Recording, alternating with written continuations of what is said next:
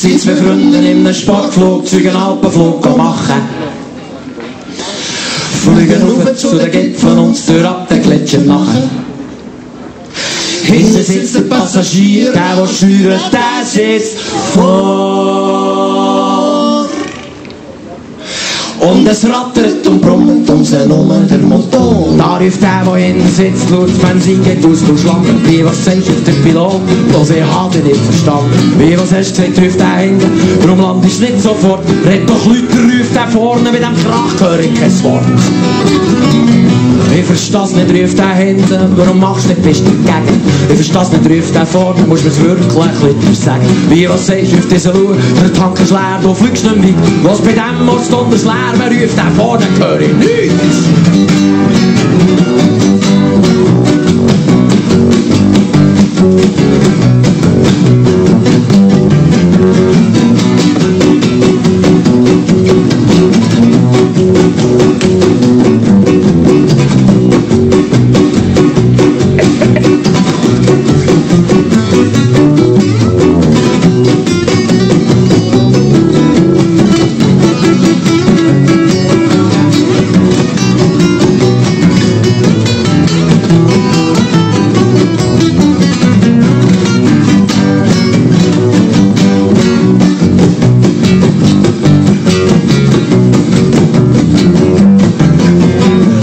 Ruft der hinten, Kopf in Stutz, wir haben nicht Welli. Du nicht aufgeregt, ruft der vorne, red doch Leute, Gott vertelle. Was ruft dieser, wenn wir jetzt nicht landen, gehen wir ins Tal. Können Gang noch nichts, ruft einer, los, begreif doch das einmal.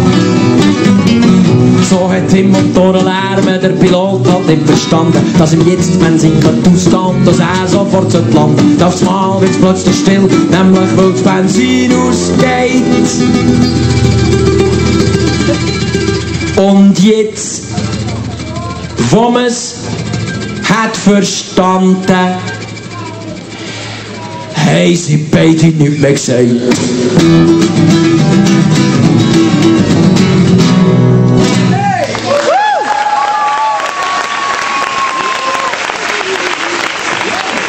Merci vielmals. Tschüss zusammen.